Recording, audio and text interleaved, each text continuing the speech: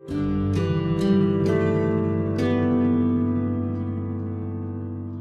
right, Dr. Fanari will continue with a case of simultaneous transcatheter transfemoral aortic and transeptal mitral valve replacement using Edwards SAPIEN 3.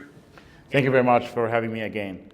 I want to thank my co-operator in this case as well.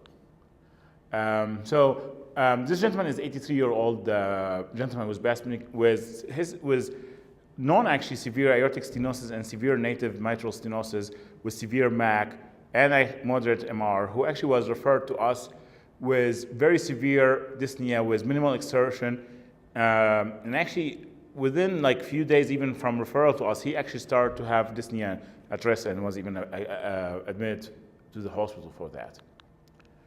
So the patient was evaluated and was found to have severe aortic stenosis and severe mitral stenosis, and we will go to the echo data in a minute. I just want to show you the risk profile of this patient here. So he obviously have severe aortic stenosis, severe mitral stenosis, he had moderate MR, he had some CKD. For his age and weight, actually that 0.95 creatinine is high a little bit. He had COPD with pulmonary artery pressure of 70. So his STS score, and that's only for when you are calculating this for the aorta, not considering the mitral stenosis, was 8.9. So obviously he was easily ruled as a high risk by 2 surgeons and was referred for the heart team for further discussion. On top of all of that, when you look at the Fanari scale, he actually had 2 of 4, he met 2 of 4 criteria on the Fanari scale as well. So EKG, he did not have any major disturbances on the EKG. So assessment, when we assess the aortic stenosis here, so you can see that he had peak velocity of 4, mean gradient of 66, and aortic area of 0.71. When you look at the mitral, actually, his mitral valve area was evaluated to be anywhere between 0.7 to 0.8. Mean gradient was 9. You can see the 3D echo of the mitral valve here. You can easily see how much stenotic this valve is. And here, actually, you can even appreciate how much MAC there is on the valve as well. So we decided actually to go ahead and plan to do TAVR and TMVr. And so some people would argue that we should do one and then do the other. The problem is the patient was deemed to be very high risk to be done, like we do actually 95% of our cases under conscious sedation. This case, if we were doing TMVr anyway, we were going to do it with under general anesthesia, and then anesthesia actually said, if we're going to do TAVR on this guy, we'll do it under anesthesia, and we don't think he might survive doing it twice. So we decided we're going to go ahead and do both, with a plan to do the TAVR first, and then see how he does, and then go for the TMVr. So our planning, CT planning showed that for the TAVR, his annular area was 478, and 26 millimeter Edwards S3 was thought to be appropriate for him. For the mitral measurements, he had 6.58, or 658 annular area, and 29 millimeter was appropriate as well. And we did also virtual CT measurements to make sure that we're not going to cause LVOT obstruction. So his new LVOT was deemed to be more than 250. Here you can notice actually how much calcium around the valve, and you can see there's like 270 degree of calcium around the valve. And actually in the mitral situation here, this actually might be a good thing because this will anchor the valve in place, and hopefully it will not go to the LVOT more than it's expected to do, and hopefully that will prevent LVOT obstruction as well. So coronary actually, surprisingly, he didn't have major coronary issues, except for that one diag that have 60% lesion there. Access actually was appropriate, actually. He had actually very big arteries for the TAVR. He had like 10 millimeter by 7, 9 by 7 for the other side. And so we decided obviously to go, we wanted to do the least invasive thing, so we decided to do transeptal for the TMVr and go with transfemoral for TAVR.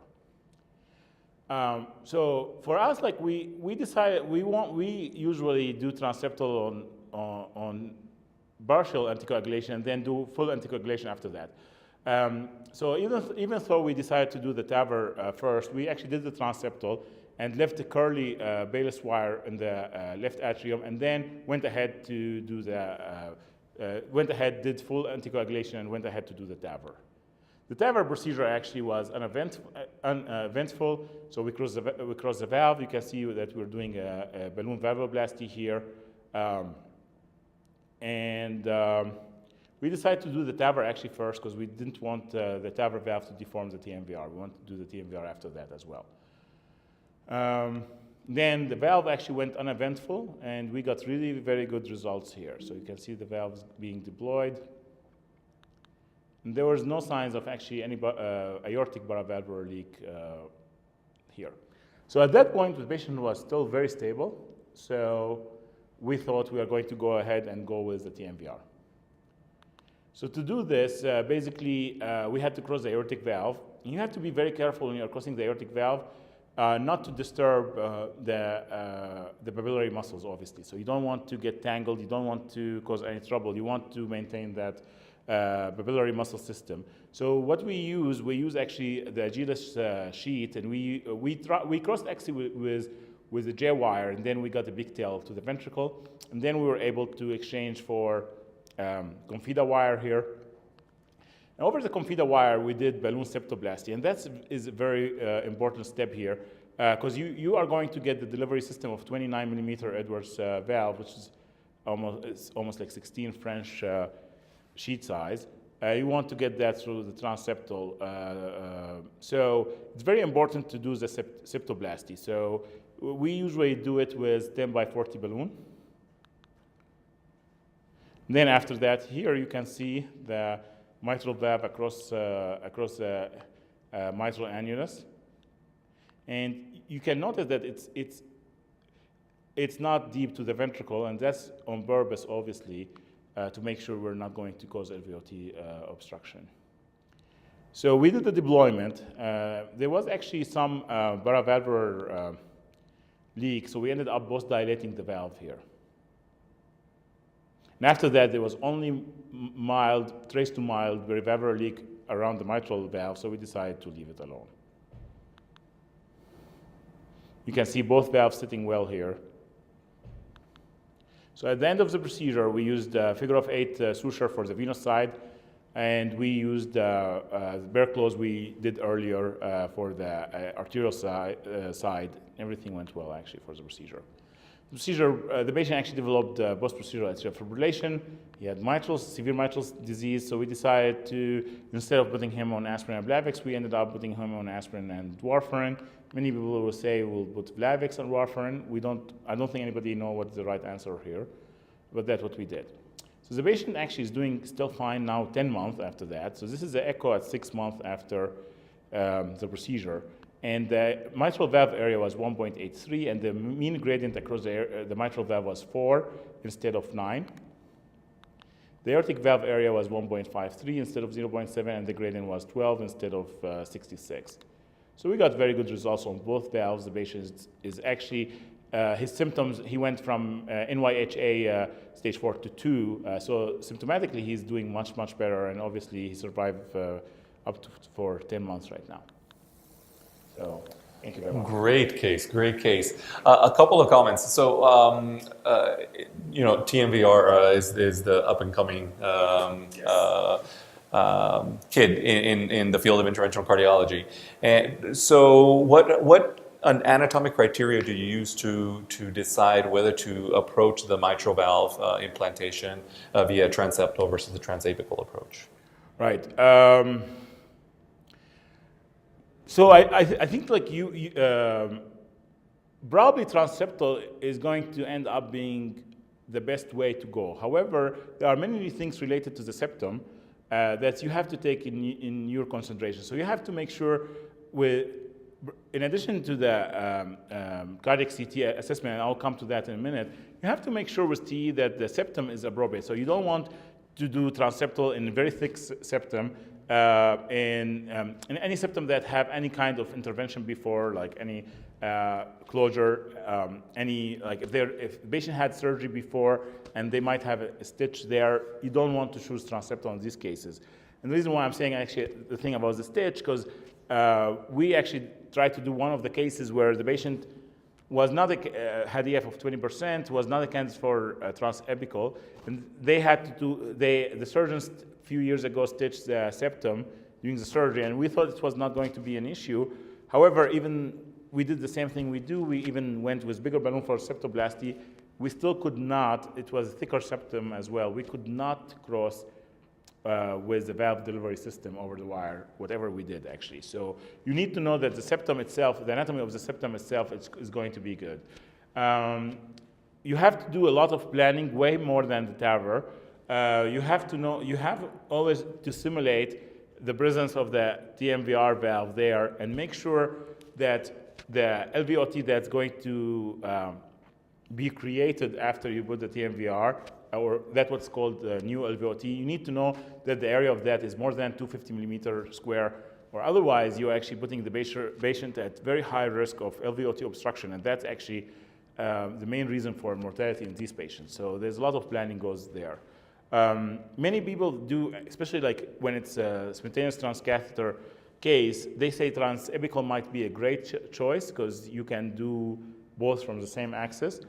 Obviously, there are many things to consider on that also. So CT planning, how much the LV apex is far from the wall, what is the EF, what is the apex situation before you're doing this as well. So there are many things to consider before you can decide it's transapical or transeptal. Now, I noticed that you did septal balloon plasty there. Yes. And so I wonder why that is with the SAPIEN S3 system, being that the French size of it is smaller than what we would use for MitraClip, for example, right. And we do not routinely do that for MitraClip. So Right. what's the difference there? So there are some reports about, so the main difference is this. The thing is, we don't do it routinely, and we go with 22 French, right, when we are doing MitraClip. But as long as you have the wire, you could not cross with the guide. Basically what you do, you take the guide out, you balloon, and then you go down. Mm-hmm. Here, once you got the S3 valve through the sheath of the S3, the only situation where you can take that valve out is to take it with the sheath. If you take it even through the sheath, you're going to use another valve. Mm-hmm. So you don't want really to take any chances of not crossing the septum and then losing a device that's $32,000 cost. Right. And also, like, you are putting the patient at a very high risk. So I mean, you're getting your delivery system stuck there, you're getting it out. At the groin level, you're going to get the sheath and the valve out and put the new sheath. So you are going to complicate things very well. Right. So that's why we facilitate the crossing. We use this small size, like it's 10 by 10 millimeter balloon. It's not probably the same size than the whole valve when it's going in, but we feel this size is very reasonable in general to facilitate crossing the valve without causing a big ASD. Right, right. And one last thing, and so positioning of the mitral valve, as we know, the closing valve force on the AV valves is higher than what the similar valves see, and at the same time, we do not want to implant the valve too far in for reasons of LVOT obstruction. So, what is it that you look at in order to hit that perfectly? Right. So actually, in deploying these valves, so obviously we're doing now TAVR most of the time with transthoracic, right? So here you need actually to have very experienced 3D operator, echo operator, doing the TE for you when you are doing this. So you want to know that the position, so you obviously implant it in a position where it's not going to embolize up to the atrium or the ventricle, because if it's embolized here, the risk of death actually is going to be very high. You need to know that that the valve where it's situated is not interfering with the LVOT, and you need to know when how it is in relationship with the LVOT, with the aortic valve. Here we're doing TAVR. How it is in relationship with the TAVR position, TAVR valve you just put there. Actually, if you're doing double valve, you probably want to go, when you are doing the TAVR, you want to go even with the TAVR, when you are applying the TAVR, you want to go a little bit higher when you are deploying even the TAVR. That's have something to do when we are deploying the TMVr. So you have to have very good 3D imaging when you are doing this. All right, then. Thank you so much. Great case. Thank you very much. Thank you. All right, Dr. Fanari will continue with a complex coronary case next.